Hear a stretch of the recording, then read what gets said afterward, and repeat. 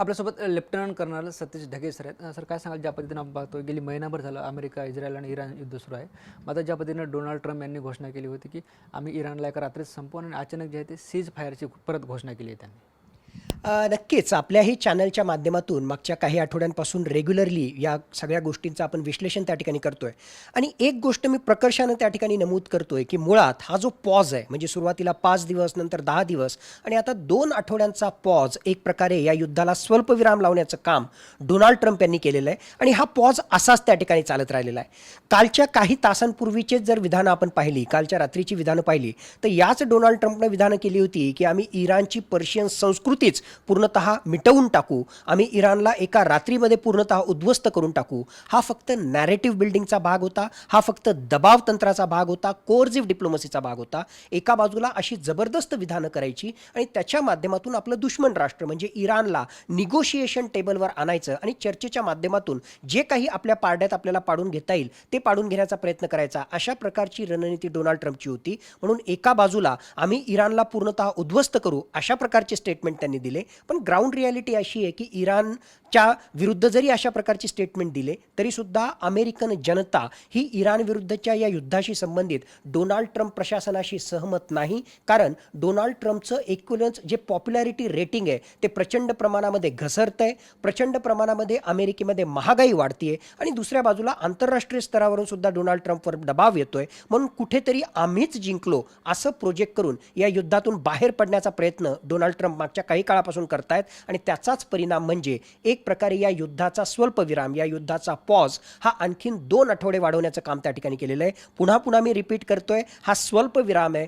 या युद्धाला पूर्ण विराम त्या ठिकाणी लागलेला नाही. येणाऱ्या काळामध्ये काय घटना घडतात हे आपल्याला पाहावं लागेल. पण एक गोष्ट मात्र नक्कीच स्वागतार्ह अशी बाब आहे की जी आक्रमकता अमेरिका दाखवत होता आणि त्या अनुषंगानं संपूर्ण जगावरच आणि त्यातल्या त्यात तेलाच्या किमतीवर जे विपरीत परिणाम त्या ठिकाणी होत होते ते कमीत कमी या सीज फायरच्या घोषणेनंतर कमी झालेले आहेत. लगेच आपल्याला त्याचा परिणाम दिसला की 20% एवढ्या आंतरराष्ट्रीय स्तरावर तेलाच्या किमती कमी झाल्या. $91.5 पर बॅरल इथपर्यंत किमती ज्या आहेत त्या ठिकाणी कमी आलेल्या आहे. म्हणून एकूणच जगाच्या दृष्टिकोनातून ॲटलिस्ट चर्चेसाठी दोन्ही राष्ट्र तयार होणं ही स्वागतार्ह बाब आहे. सर आपण बघतो दुसरीकडे जे आहे ते पाकिस्तानने या सगळ्या गोष्टीत मध्यस्थी केली असं सुद्धा ट्रम्प म्हणतात.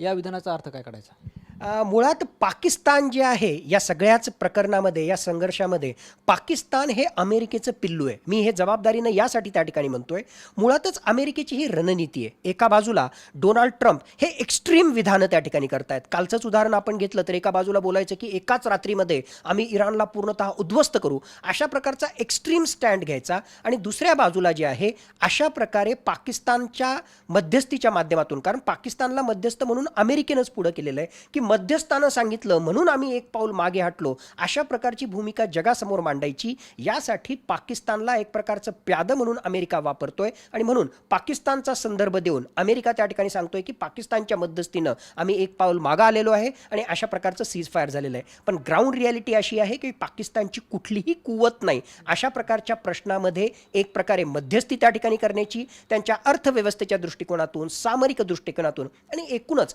आंतरराष्ट्रीय पटलावर पाकिस्तानची जी इमेज आहे ती मध्यस्थाच्या माध्यमातून जो आहे तो काहीही त्या ठिकाणी करू शकत नाही. फक्त मेसेंजर म्हणून इकडचे तिकडे मेसेज पाठवणं आणि इराण आणि अमेरिकेशी चर्चा करणं आणि सर्वात महत्त्वाचं अमेरिका जसं सांगेल त्या प्रकारे जे आहे आपली भूमिका मांडणं, यासाठीच पाकिस्तान जो आहे या सगळ्या संघर्षामध्ये भूमिका अदा त्या ठिकाणी करतोय. आणि भारताचे परराष्ट्र मंत्री यांनी स्पष्टपणे म्हटलं होतं की या सगळ्या संघर्षामध्ये पाकिस्तानची भूमिका एका दलालाची आहे. हा शब्द जरी बऱ्याच जणांना आवडला नसला तरी सुद्धा पाकिस्तानची अर्थव्यवस्था, ढासाळणारी अर्थव्यवस्था ही त्यांची सगळ्यात दुखती नस आहे. आणि म्हणूनच पाकिस्ताननं अशा प्रकारे जे आहे आपल्या अर्थव्यवस्थेला फायदा होण्यासाठी अमेरिकेचं प्यादं होणं पसंत त्या ठिकाणी केलेलं आहे. असं जर आपण म्हटलं तर ते चुकीचं ठरणार नाही. आज घडीला काही अंशी पाकिस्तान जो आहे आंतरराष्ट्रीय स्तरावर लाईमलाईटमध्ये त्या ठिकाणी येईल, पण याच्यामुळे पाकिस्तानचं फार काही भलं झालं किंवा पाकिस्तान जो आहे आंतरराष्ट्रीय पटलावर फार काही जो आहे महत्त्वाचा प्लेअर म्हणून इमर्ज होईल असा दूरपर्यंत काही त्या ठिकाणी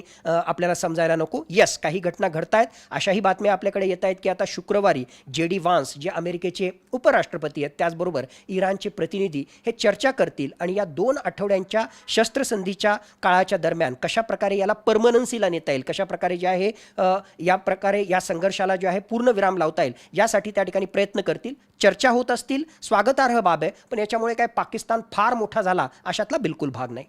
पण आपण बघतो सर, ज्या पद्धतीनं डोनाल्ड ट्रम्प यांनी स्विच फायरची घोषणा केली, ही अमेरिकेची माघार म्हणावी की इराणला दिलेला 2 आठवड्याचा वेळ म्हणावा?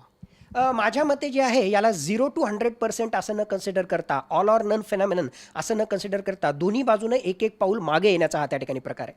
अमेरिकेच्या बाजूने जर आपण त्या ठिकाणी पाहिलं तर अमेरिकेनं मोठे मोठे दावे केले या युद्धाच्या सुरुवातीपासून. त्यांनी गोल पोस्ट चेंज केले. कधी म्हणणं की आम्ही सत्तांतर त्या ठिकाणी घडवून आणणार, कधी म्हणणं की आम्ही जे आहे इराणच्या जवळचे जे न्यूक्लिअर वेपन्स आहेत त्याची जी ती पूर्ण क्षमताच आम्ही नष्ट करणार, कधी म्हणणं की स्ट्रेट ऑफ होर्मुझ ओपन करण्यासाठी आमचं जे मुख्य उद्दिष्ट आहे. म्हणजे वेळोवेळी अशा प्रकारची उद्दिष्ट त्यांनी जे आहेत बदललेली आहेत. पण असं जरी असलं तरी एक गोष्ट आपल्याला नाकारता येणार नाही, मागच्या ऑलमोस्ट 5 आठवड्यांमध्ये अमेरिकेनं इराण विरुद्ध जबरदस्त लष्करी कारवाई केलेली आहे आणि त्याच्यामुळं इराणचं प्रचंड नुकसान झालेलं आहे. याविषयी जे आहे कुठलीही शंका नसावी. आणि याच अँगलनं कुठेतरी अमेरिका आम्ही जिंकलो हे प्रोजेक्ट करण्याचा प्रयत्न करेल. पण ग्राउंड रियालिटी ही आहे की सत्तांतर करणं, राजकीय सत्ता बदल घडवणं हे अमेरिकेला इराणमध्ये जमलं नाही. एक प्रकारे त्या अनुषंगानं अमेरिकेची नाचक्की झालेली आहे.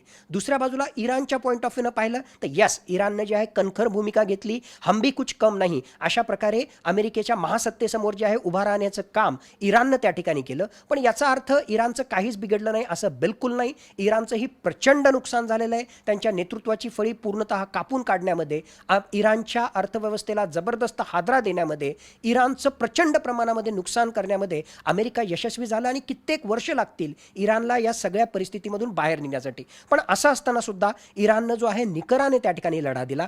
एका बाजूला हाच इराण होता जो म्हणत होता की आम्ही जे आहे जोपर्यंत परमनंट या युद्धाला फुल स्टॉप लागत नाही तोपर्यंत जे आहे आम्ही मागे हटणार नाही. पण असं म्हणत असताना सुद्धा इराणला एक पाऊल मागं त्या ठिकाणी हटावं लागलं आणि इराणला या 15 दिवसाच्या 2 आठवड्यांच्या एक प्रकारे युद्धबंदीसाठी तयार व्हावं लागलं. म्हणजे इराण सुद्धा एक पाऊल मागं त्या ठिकाणी हटलेला आहे आणि अमेरिकेला तर या युद्धामधून लवकरात लवकर बाहेर पडायचं आहे म्हणून तो त्या ठिकाणी मागे हटतोय. पण एक गोष्ट आणखीन आपल्याला लक्षात घ्यावी लागेल की इराण जर एक पाऊल मागं त्या ठिकाणी हटला असेल तर इथे सायलेंटली चायनाची अत्यंत महत्त्वाची भूमिका आहे. चायनाच्या सांगण्यामुळेच इराण जो आहे या युद्धबंदीसाठी त्या ठिकाणी तयार झाला. म्हणजेच भारताच्या अँगलनं जर आपण पाहिलं तर कशा प्रकारे इराण आणि चायना यांच्या अर्थव्यवस्थेचा एक दुसऱ्याशी संबंध आहे, कशा प्रकारे जे आहे भूराजकीय दृष्ट्या चायना हा इराणमध्ये अत्यंत महत्त्वाची भूमिका अदा करतो हे या ठिकाणी आपल्या समोर त्या ठिकाणी आलेलं आहे. म्हणून भविष्याचा जर वेध घेतला तर ज्या प्रकारे पाकिस्तान, चायना हे पश्चिम आशियामधल्या या संघर्षामध्ये एक महत्त्वाची भूमिका अदा करतायत, त्या अनुषंगानं खरोखरच भारतानं या संघर्षामध्ये फक्त बघ्याची भूमिका घेणं आवश्यक होतं, काही अंशी आपली एनर्जी सिक्युरिटी सिक्युअर करणं हे आवश्यक होतं, का आणखीन थोडंसं आक्रमकतेनं या संघर्षामध्ये काही महत्त्वाची मध्यस्थाची भूमिका अदा करणं आवश्यक होतं. हे महत्त्वाचे प्रश्न नक्कीच रेस त्या ठिकाणी होणार आहेत. आणि फक्त हे प्रश्न नाहीत, माझ्या मते भविष्यामधली एकूणच भूराजनीती, पश्चिम आशियामधलं एकूणच गणित बदलणार आहे आणि त्या अनुषंगानं चायनाला कसं टॅकल करायचं यासाठी भारताला येणाऱ्या काळामध्ये तयारी करावी लागणार आहे. आपण बघतोय खरं तर या सगळ्या युद्धात हार्मुजची सामुद्रधुनी हा कळीचा मुद्दा ठरला होता. मात्र हे स्विच फायर जे आहे आता 2 आठवड्यासाठी तयार केले, त्यामुळे त्यावरचे काही बंधनं शिथिल होतील? माझ्या मते हे युद्धाबंदीपेक्षा सुद्धा सगळ्यात महत्त्वाची गोष्ट जर काही होत असेल जगाच्या अनुषंगानं, त्यातल्या त्यात भारताच्या अनुषंगानं, ती म्हणजे स्ट्रेट ऑफ होर्मुझ ओपन करण्याचा निर्णय.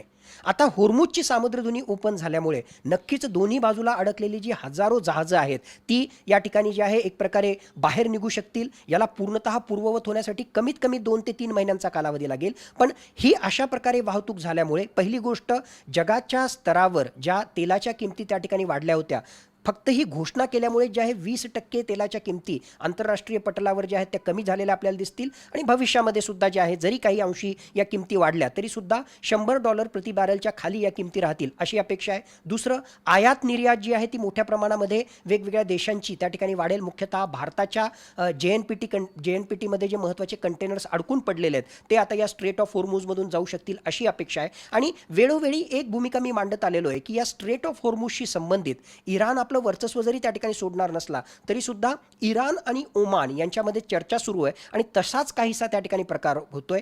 10 पॉईंट डील जे इराणनं मांडलेलं आहे आणि या स्ट्रेट ऑफ होर्मुझ ओपन करण्याचा निर्णय जो त्या ठिकाणी घेतलेला आहे त्यातला एक महत्त्वाचा मुद्दा म्हणजे या ठिकाणी इराण या स्ट्रेट ऑफ होर्मुझमध्ये जाणाऱ्या जहाजांवर टोल आकारू शकेल. म्हणजे तिथे तो शुल्क त्या ठिकाणी आकारेल आणि इराण आणि ओमान यांच्यामध्ये जे आहे त्या शुल्काची 50-50% विभागणी होईल. अशा प्रकारच्या बातम्या सुद्धा आपल्या समोर त्या ठिकाणी येत आहेत. म्हणजेच इराण हा आर्थिकदृष्ट्या स्वतःला मजबूत करण्यासाठी स्ट्रेट ऑफ होर्मुझचा आपल्या दृष्टिकोनातून विचार त्या ठिकाणी करेल. त्याचा फायदा आपल्याला कसा करता येईल हे भविष्यामध्ये त्या ठिकाणी पाहिल. पण एक गोष्ट मात्र नक्की की स्ट्रेट ऑफ होर्मुझ ओपन झाल्यामुळे जगाच्या अर्थव्यवस्थेवर तेलाच्या किमती कमी होण्यावर आणि भारताची आयात निर्यात ही या स्ट्रेट ऑफ होर्मुझच्या माध्यमातून वाढण्यावर नक्कीच पॉझिटिव्ह सकारात्मक फायदा होणार आहे आणि म्हणूनच या सगळ्या घटना भारतासाठी येणाऱ्या काळामध्ये फायद्याच्या ठरणार आहेत. सर, एक शेवटचा प्रश्न, ज्या पद्धतीने या सगळ्या युद्धाच्या पार्श्वभूमीवर भारताने घेतलेली भूमिका म्हणजे आक्रमकता बी नाही आणि संदिग्ध भूमिका आहे कुठतरी, याबद्दल काय वाटतं?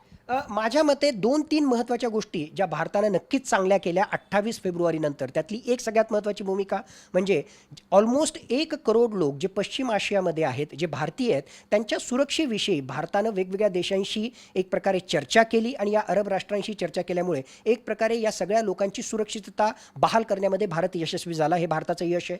दुसरी महत्त्वाची गोष्ट एनर्जी सिक्युरिटी, ज्याला आपण ऊर्जा सुरक्षितता.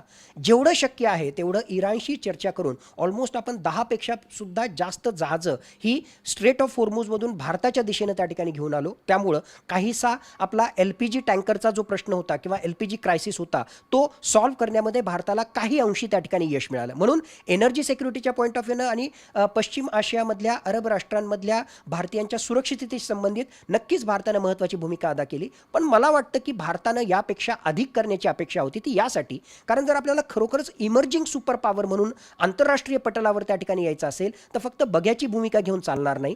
जगाच्या स्तरावर जे महत्त्वाचे प्रश्न आहेत त्यामध्ये काहीतरी निर्णायक भूमिका घेणं, फक्त निर्णायक भूमिका घेणं नाही तर जागतिक स्तरावरच्या अशा महत्त्वाच्या संघर्षामध्ये हा संघर्ष कमी करण्यासाठी काही महत्त्वाचं कॉन्ट्रीब्युशन करणं हे अत्यंत महत्त्वाचं ठरलं असतं. भारत हा ब्रिक्सचा यावर्षी अध्यक्ष आहे. भारताच्या अर्थव्यवस्थेवर पश्चिम आशियाच्या या संघर्षामुळे जबरदस्त परिणाम होतोय. भारताची स्ट्रॅटेजिक ऑटोनॉमी असल्यामुळे इराणशी चर्चा, इस्रायलशी चर्चा, अमेरिकेशी चर्चा हा ऑप्शन भारताला त्या ठिकाणी ओपन आहे. म्हणून या सगळ्या गोष्टींचा एकत्रित विचार केला तर मला स्पष्टपणे वाटतं भारतानं थोडंसं आणखीन काही जर केलं असतं तर आंतरराष्ट्रीय पटलावर भारताचं स्थान आणखीन मजबूत झालं असतं आणि मग खऱ्या अर्थानं आपण म्हणू शकलो असतो की आंतरराष्ट्रीय पटलावरचे प्रश्न सोडवण्यासाठी खऱ्या अर्थानं जर सोल्युशन कोणाकडे आहे तर भारताकडे आहे. म्हणून भविष्यातलं सुपर पॉवर हे अमेरिका, रशिया किंवा चायना नाही तर भारत आहे असं आपण जे आहे खणकावून त्या ठिकाणी सांगू शकलो असतो. पण दुर्दैवानं माझ्या मते ही संधी आपण गमावली असं जर आपण म्हटलं तर ते चुकीचं ठरणार नाही. निश्चित आपण बघतो आपल्यासोबत लेफ्टनंट कर्नल सतीश ढगे होते ज्यांनी या सगळ्या युद्ध विरामाच्या अनुषंगाने संवाद साधलाय. Camera person Amit Adesar, Dnyaneshwar Londhe, TVN Marathi, Chhatrapati Sambhajinagar.